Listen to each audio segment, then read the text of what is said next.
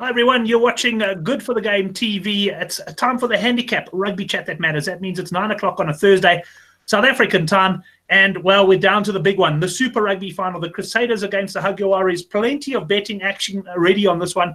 We'll be having a look at the handicaps, total points lines, first try scorer markets, and anything else we can find on this game. I'll be joined by a very esteemed panel. Henrik Swart, who I'll be introducing now, is returning after a couple of weeks, moving house to his new luxurious mansion in Constantia, bought with all of his betting winnings. We've got Couch Critic, and joining us very shortly as well, making his return, will be Oracle Rugby. But let's start off with Henrik, and just before I do introduce him, if you are new to our videos, go down below and hit the subscribe button. We've also put some useful links in, including a link to our weekly newsletter. There's the Oracle coming in now. I'm just going to mute him for a second. And welcome, Henrik. Henrik, good to have you back on the show. Thanks, Brent. Yeah, it's nice to be back. I haven't been on for like 2 weeks, I think. Yeah, I've been busy with moving house, packing in the old house, but yeah, we've nicely settled into the new house now, and yeah, I'm looking forward to the Super Rugby final. Although I've got some bad timing, or I booked badly because I'll be on a flight to Joburg during the game, so I won't even be able to see the game, but it won't prevent me from betting on the game. Excellent. And just very quickly, you also got one eye on the Currie Cup starting next weekend, eh? Yes, I've had a look at the outright betting. The match betting will probably only come out today or so beforehand, but I've got a few fancies on the Currie Cup, and I'm really looking forward to, especially the points lines. I think we should be in for a few hours scoring games again. Right, well, let's go down to George and see Couch Critic. He's been busy. I've seen all of his previews on Good for the Game. He's been writing about the Tour de France. He's been doing Super Rugby final previews. Anything I missed, Couch? Anything you've written about that I haven't covered? No, Brent, I think that's about it. I got all 3 previews in. It's a busy weekend of the Tour de France, a little bit more cricket, and then obviously the final Super Rugby game. So it's going to be a good one. It certainly will, and I'm sure we'll have some good bets lined up. I'm going to go now to Oracle Rugby. I just hope I haven't muted him, Oracle. I hope you're there. Good to see you, man. Where are you sitting, in a dungeon, in the car? Yes, Brent, how's it? I'm in the car. I've just come home from the Durban July card call, so I've had a couple of beers, but I'm not drunk, don't worry, and ready to go for tonight.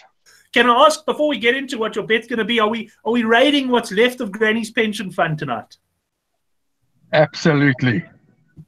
No doubt about that.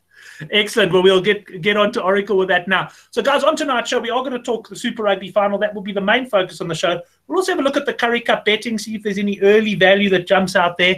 And then if we have time, we may even check at the World Cup. But it'll probably be a little bit of a shorter show than normal, obviously with just the one main game to cover. But, Henrik, let me start with you. We got the Crusaders against the Jaguares taking place in Christchurch. Now, the Crusaders, I was on them against the Highlanders. They won convincingly on the handicap. They looked very good last week against the Hurricanes, but let me down quite badly in the end.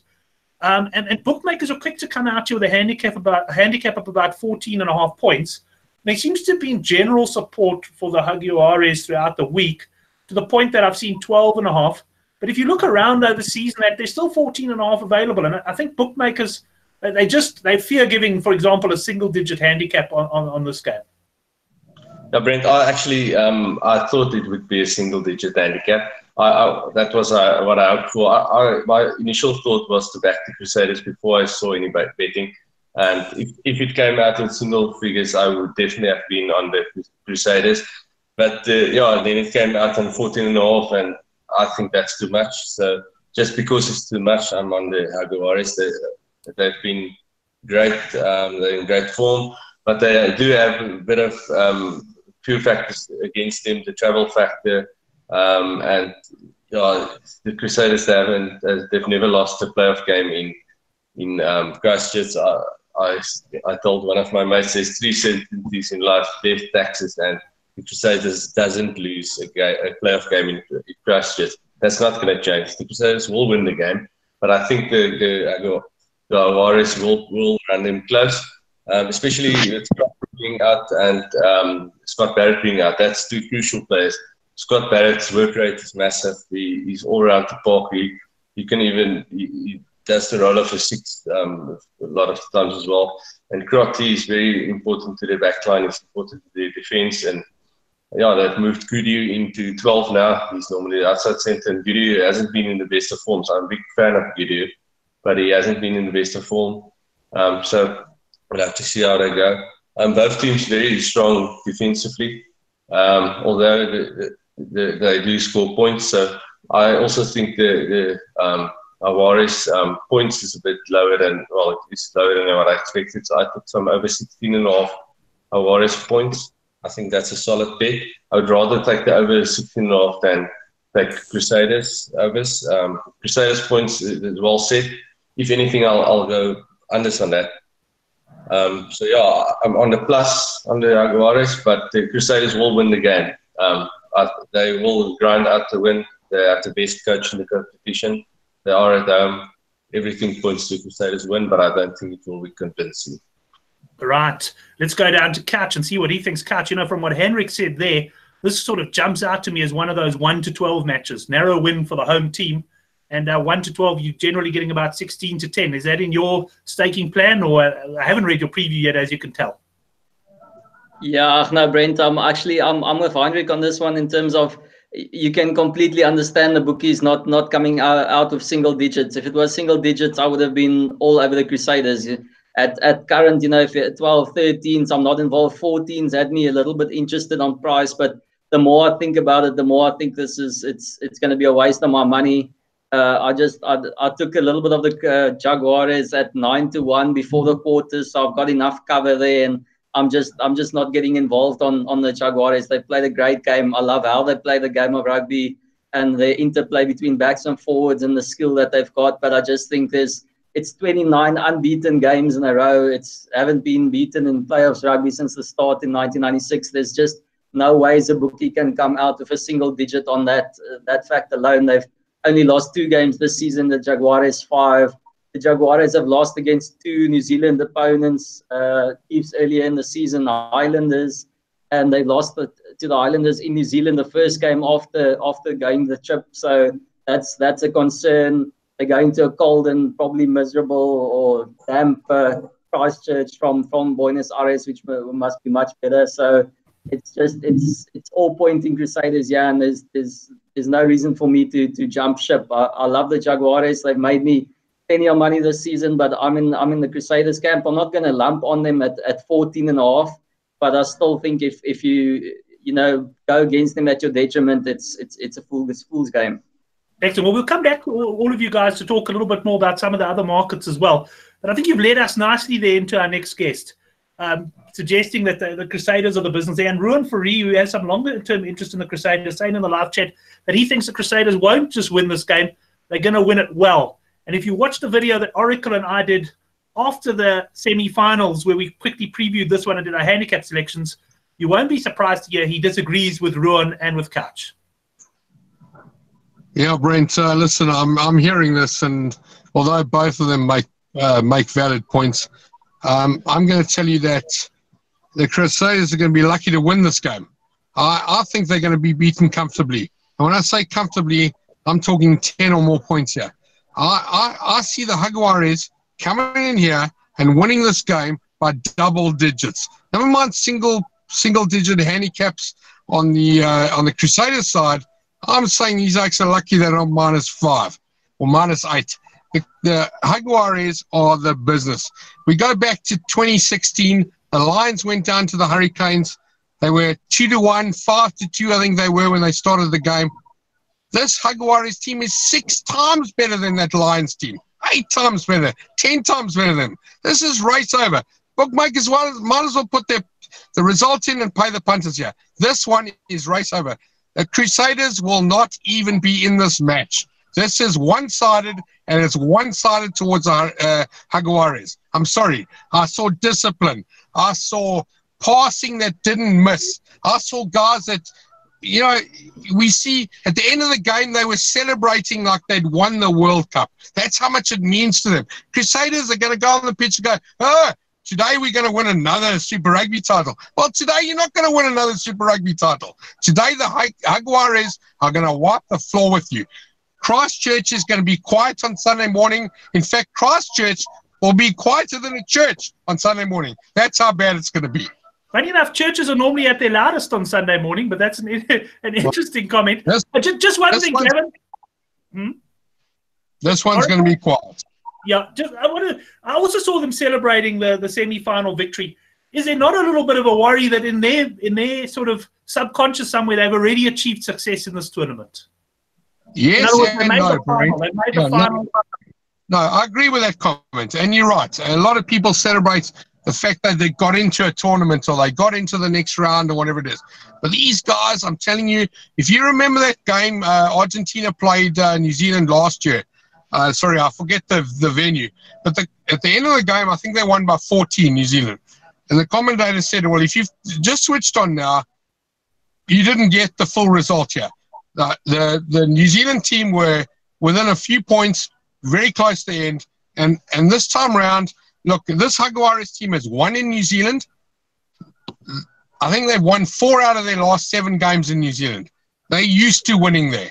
They're not scared of these guys. This is not a Lions team or a Bulls team or a Stormers team that's running on some sort of past results. These guys don't have results, but they believe in each other. I saw it. I watched it. I see it, and I'm prepared to put my money on it. This price is too big. The handicap's too big.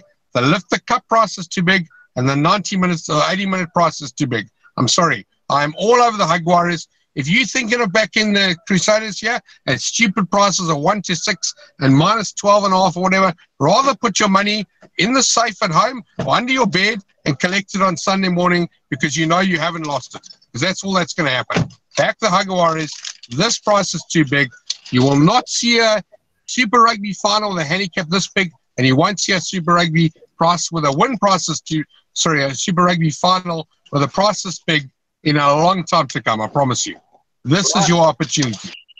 Well, I'm not sure if any of you guys picked that up, but Oracle does like the Jaguares on Saturday a little bit, so that's where he's putting his money. So very bullish there from Oracle. Look, I'm also I must say, I did empty out a bit on the plus 14.5. I did think the handicap was too high. I do, however, think it's going to be a close game. I'm certainly not riding off the Jaguares, and certainly a certain Oracle actually laid me a little bit even money, the Crusaders, a few weeks ago, so I won't be forgetting that bet.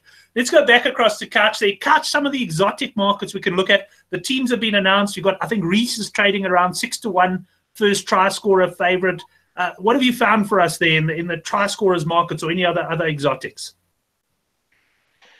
Brent, just quickly, the last one on that is just remember everyone saying the current form of the Jaguares is great, and that's true. But 2 weeks ago they had a pretty good struggle with the Chiefs, and that was playing at home. And I mean the Crusaders are comfortably better than the Chiefs, and now they're playing away from home. So on that form line, I'm pretty confident on my call. Braden Eno to me is obviously he's in the starting lineup this time around. So first try scorer Braden Eno. I haven't seen a price on that, but that could be a good go. He's in the All Black training squad. He's going to be psyched. He's going to be really excited for this one, and I think he could get over the line. But obviously, if you think it's going to be a bit more of a maul or close bash up, then Wetu Douglas is always a good runner for me. So it'll be one of those two for first try scorer if you want to go that way. I haven't actually pulled the trigger on anything there yet. The special play I had, the better Olympic play, was the Crusaders to lead by 1-8 at half time and then to win by 13 plus at the break at about, I think, 7-1 is the final price I got. So I'm thinking it's close, and then Crusaders to pull away. So that's where I've gone. And then if you want to go last try scorer, Makaleo, the replacement hooker, would be my go there. Right, let's go down to Henrik now. Henrik, just to talk about what the teams have to do a little bit. The one thing that's concerned me about the Jaguares in recent weeks has been their scrum. And I'd have to say the Crusaders scrum has looked really sort of tight. For me, I'm looking at it, I'm going, the Jaguares have to find a way to sort of neutralize that Crusader scrum, or at least make sure there's not too many scrums in the game. But on the plus side, I thought the Jaguares line out against the Brumbies, particularly on defence, was exceptional. And I think they have the ability to perhaps disrupt Crusaders' ball. Yeah, Brent, the Jaguares scrum, it's not just been the last couple of weeks. It's always been, well, Argentina scrum, about 10 years or so ago, they were still all right, and they were renowned for their scrummaging. But their scrum has gone very bad. very backward, yeah. I don't know. But anyway, so they will struggle. And the Crusaders, they've always had a very good scrum. I think the Crusaders should more than dominate them up front. I would hope for the Jaguares, if there's like a skew throw by the Crusaders, that they would take the line out rather than the scrum. And like you said, their lineups has been good. They've got two very good hookers in Montoya and Currie, sorry. So yeah, the lineouts should be good. The locks are good, but the scrum will struggle. Another concern about the Crusaders that I have with the All Black squad already being picked this week. I'm not sure.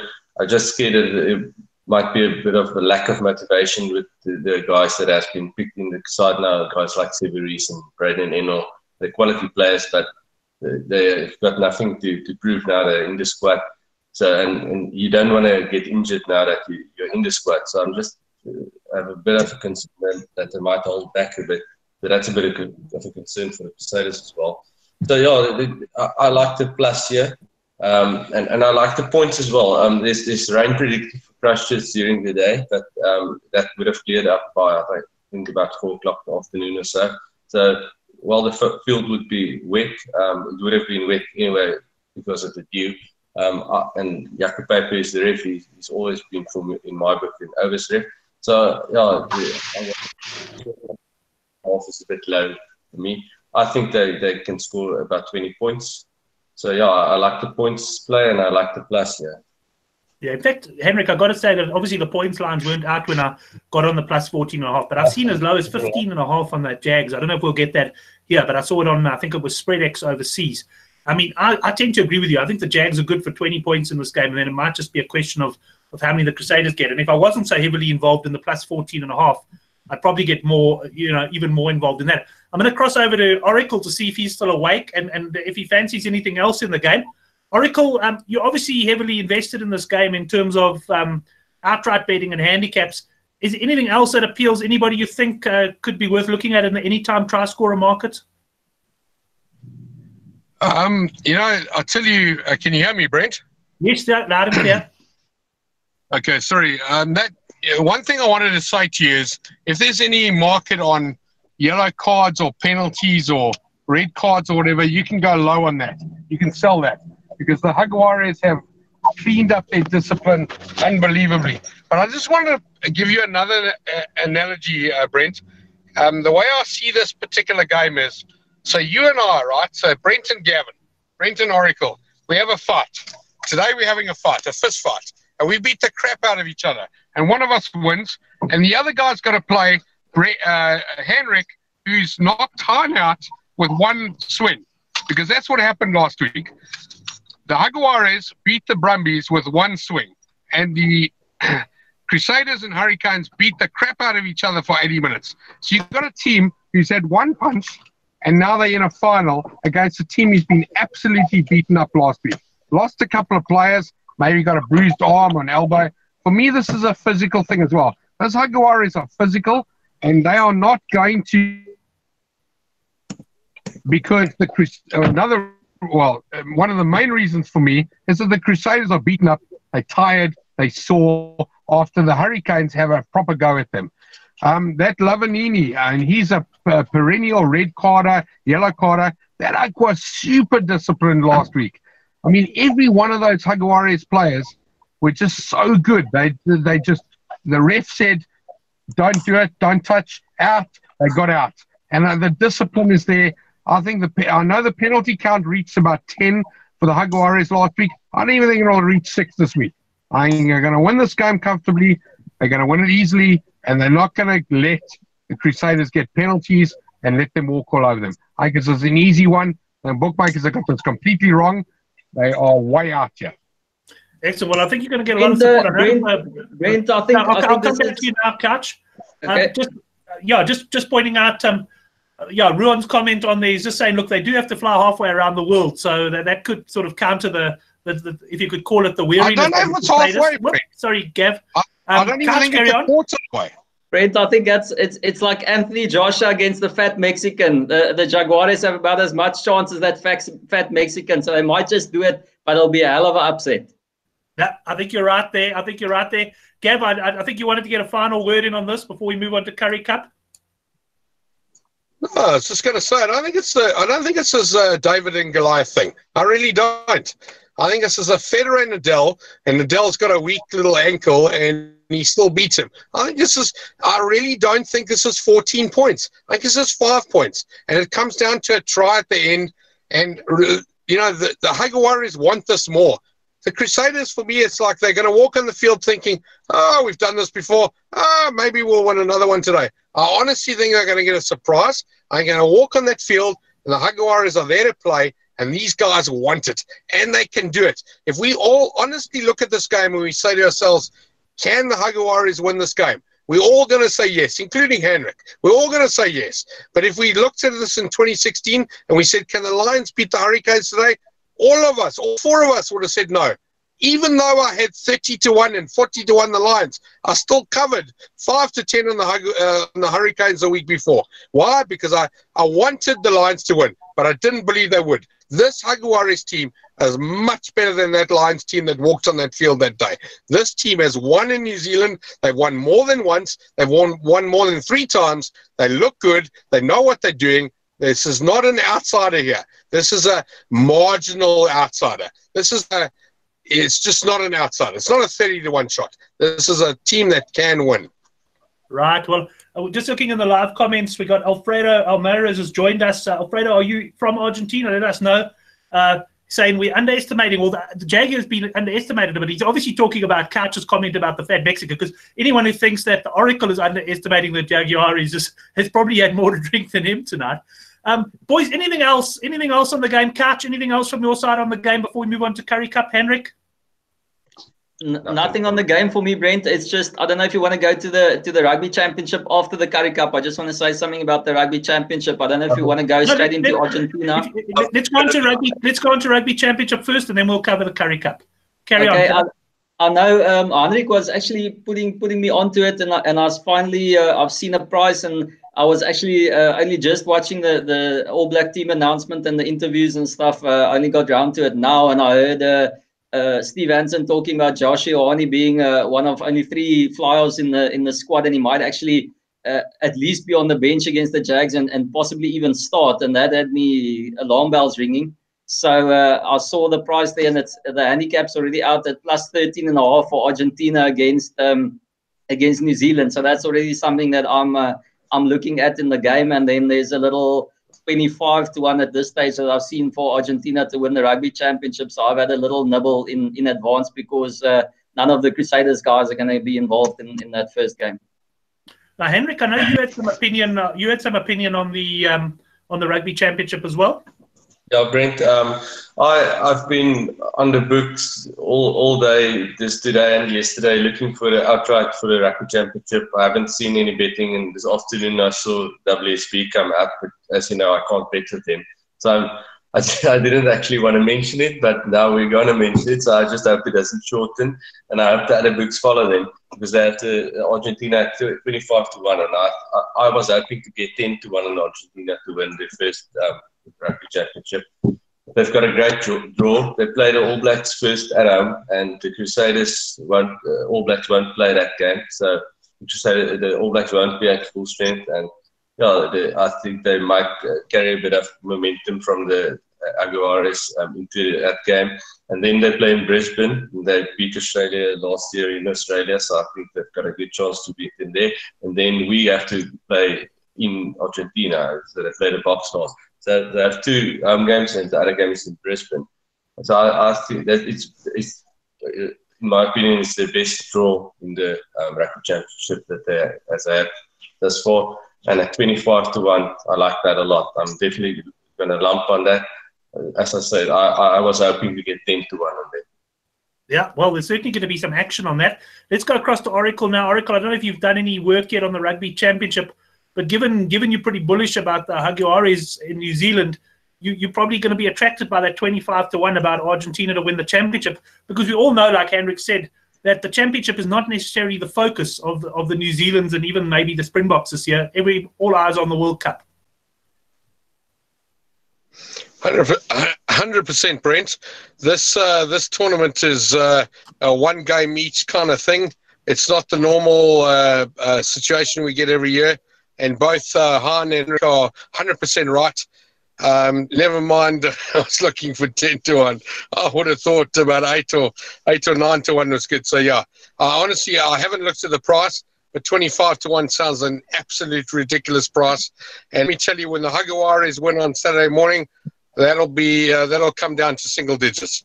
So if you're going to listen to the two of them and possibly the three, including me, going back the Jaguares, the Argentinians, Pumas at 25-1, even if you get 20 or 16 or 14, get it now, because Saturday afternoon, that price is gone. Excellent. Well, I think one way or another that price will be gone, because some of the boys are already getting on. I could tell Henrik really didn't want to mention that one on the show. Henrik, let's go on to Currie Cup, though. What do you think of the Currie Cup this year? I haven't had a look at all, I must be totally honest, but I know you've been eyeing out a bit of value already. Is there some betting out? Who do we get on early? That's only I tried betting it's out, Brent, and it's only WSB and Sunbet that I've seen it's out. I like Greek was at 12-1 with Sunbet. WSB has them at 10-1. I thought they would be bigger, but still at 12-1, I will take some Greek was. Maybe if the other books price up, we can get like 15-1 or something like that. I think they will go well here. One of my favorite coaches, Brent Graham for Rensburg, is coaching them this year. They did very well in the Super Sport Challenge. They won that. They made me some decent money in the semi-final and the final. And I think they will travel well here. The teams, the big units will be without the box. The Lions have lost a lot of players. They already lost a lot of players before Super Rugby. Now they've had another exodus.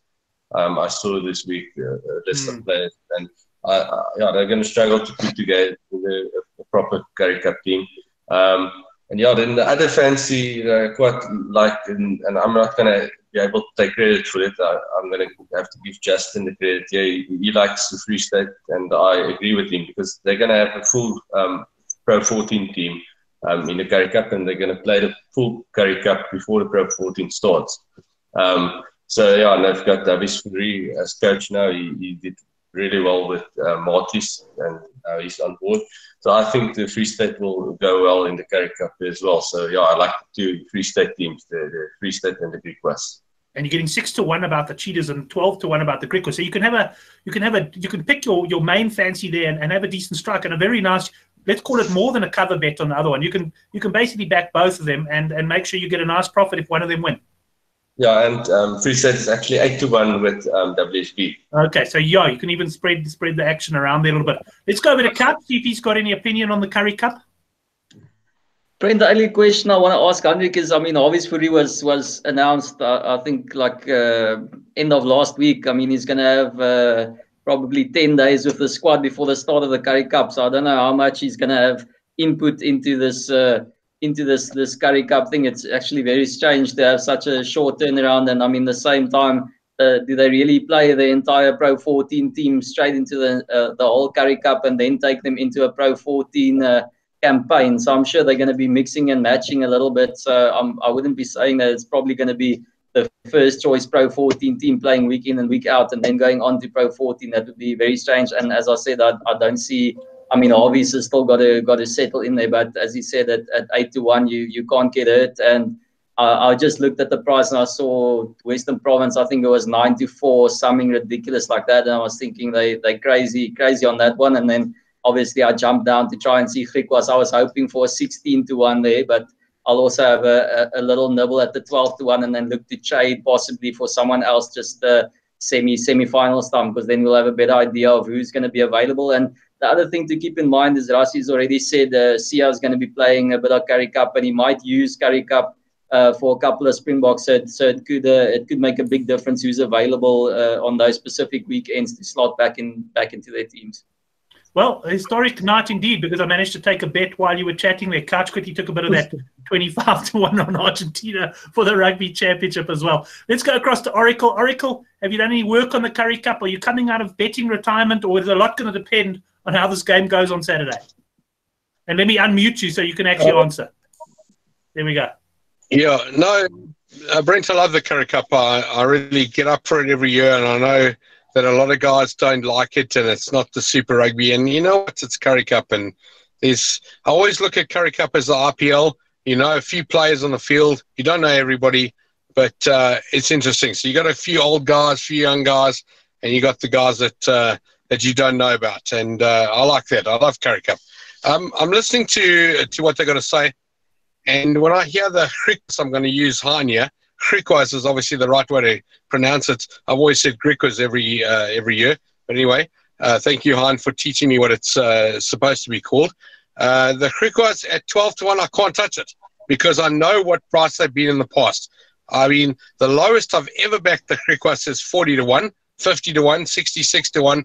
You know, at 12-1, you know, as much as they might be good and they could win, that price doesn't represent value to me. Sounds too low. Sounds like a price that's not correct. So for me, I can't touch them at that price. Cheetahs at 6-1, I got to tell you, I can't touch them either. These guys might be right that the Pro 14 will rest a few players and they'll get to play rest a few players in the Pro 14 and their break that's coming up now. And the main players will play in the Currie Cup. I just don't believe it. I don't believe they're going to play their best players in Currie Cup going into the next Pro 14 tournament. At 6-1, Cheetahs, no value for me. This is a case of who's going to win between the Bulls. I got to say the Lions, no, they won't win. This is between the Bulls, Province, and Sharks. And it's just a case of working out which one of the teams is better equipped for it. So for me right now, yes, listen to Henrik and Han and have a bit of speculative play. Just like they said, you can't go broke back in 12-1 and 6-1. But for me, I'd wait for 2 or 3 weeks of Currie Cup and see who's better out of the Bulls, Western Province, and the Sharks, and have a go. Because I believe the winner will come from those three. I cannot see the Lions winning. I cannot see the Griquas winning. And I certainly cannot see the Cheetahs winning. And I won't touch them at those prices. Right, Oracle, well, let's stay with you to end off the show. We'll give everyone an opportunity to give their best bets. I think we have no doubt that your best bet involves the Jaguares, but what is it? Are you backing them on the board? Are you backing them -10? Are you taking the +12.5? What's your best bet? Okay, so I'm going to give you a couple of choices here. So one of the things I looked at is this winning margin. I love that. Most bookmakers have got it. It's generally 12 or more, 13 or more, so -12.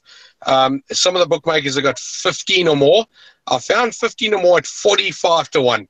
I've got to believe that's a massive price. I'm going to have a little go at that, so that's not a main bet.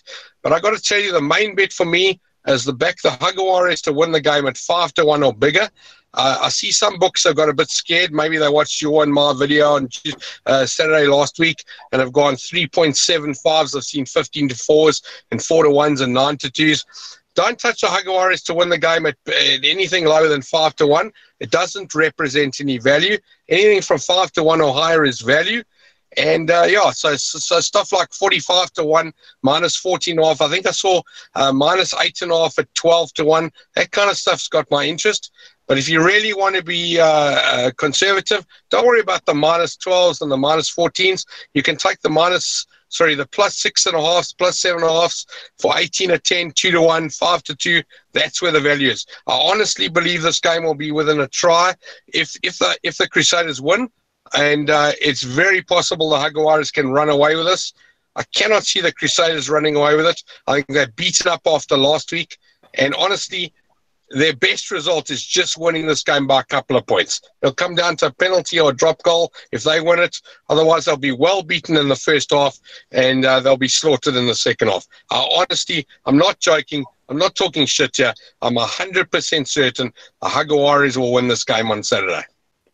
Excellent, Oracle. Thanks very much. It's been great having you back on the show. I'm 100% certain you're going to wake up with a little bit of a headache tomorrow, but I know you're going to enjoy the game on Saturday, and always great getting your opinion as well. Let's go across to Couch Critic and get his best bet for the weekend. Couch, give us your bet, obviously the rugby one, and then also if you fancy anything else very strongly. Brent, nothing big for me in the final. There's nothing I'm that strong on. I'd say the thing to get on. I was actually just quickly having a look, and it looks like you've scared WSB already, because I don't see the other market on there anymore. So I don't know what you lumped on there. No, they but call I'd it. say, It's not called. It just says. If you look at their rugby page, it just says. It doesn't actually say Rugby Championship. It just says to win outright. Just above All Black team selection. Click on that. I mean, we're all assuming it's Rugby Championship. Maybe we're backing some. If you click on it, it says Rugby Championship on there. So it is there. No, I've already taken some, but I'll take some more. But the one that I'm actually saying to take now is I see it's 9-2. I don't know what the Sunbet one is, but I almost said the Jaguares, Argentina to beat New Zealand in that first game. I'm going to get on that now. I think Argentina can beat New Zealand in the first Rugby Championship game, and that's at the moment it's 9-2. And if Oracle's prophecy does come true and the Jaguares come anywhere close to them, and then we start hearing team news from the All Black camp next week, I think that price is gonna change quite a bit. So that to me is the play now. And then something else. Tour de France, I'm just in your camp with Quintana. I think he's a bit of value, but also I don't think there's too much need to get on him too quickly. I think after the team time trial, he's going to be a bit further behind, and I think it's going to be pretty stationary there. So there's no rush there. But I think Quintana's the value play. Warren Barguil as the king of the mountains is where I'm going, and then in the cricket, I think there's some sentimental plays there. Imran Tahir to be South Africa's top bowler. And and that's about it. And I don't see the Proteas getting close. So I've included Australia to beat South Africa at 5-10 and quite a few of my multiples for the weekend. So that's where I'm going. Excellent. Thanks very much, Kat. We'll go across to Henrik now. Just a request, if anyone's got Oracle's wife's number, if you could just please message her and ask her to go get him out the car. I believe he has passed out in the back seat there. Henrik, you bring it down to a close for us. Well, I'll share my bets as well. But close it off for us with your best bets on the weekend. Yeah, Brent, I'll go for the plus on the Jaguares. If you can still get 14.5, I'll take the 12.5 as well. I think they will make a good game of it. I can't see them winning. So if you're not that confident, take the Crusaders by 1-12 that you mentioned earlier. I think that's a nice value bet at just under 2-1. It's a nice price. I think it should be a pretty close game. Also like the overs on the Jaguares, but yeah, the plus for me. Excellent. Well, there is plenty of sport on this weekend. I am on the Jaguares plus 14.5. I'd certainly, probably that might be our newsletter best bet. We'll have to see what else we come up with. As Couch Critic alluded to, we will be covering the Tour de France, doing video previews of each stage. Outright preview will be up on Good for the Game tomorrow. Couch Critics preview is already there. I do like Nairo Quintana at 18-1. I think this route is perfectly set up for him. He'll be one of my best bets of the weekend. Go on to the Good for the Game site because we've got Durban July preview from Southpaw. We've got a Durban July video with Jason Dedekin. So there is plenty around the Durban July. And I'm starting to lean towards a favorite there. Hawam, it's 5-2. I'm going to be bankering that in the pick six and also lumping that into a few multiples as well. I will, however, be looking for some longer price runners to run into swingers, quartets, and trifectas. Cannot wait for the July. Cannot wait for the weekend of sport. Gents, thanks very much. And to all of the guys who contributed on the live chat and watched the show live, thanks a lot. Remember, if you haven't subscribed yet, go down below this video and have a cracking weekend of punting.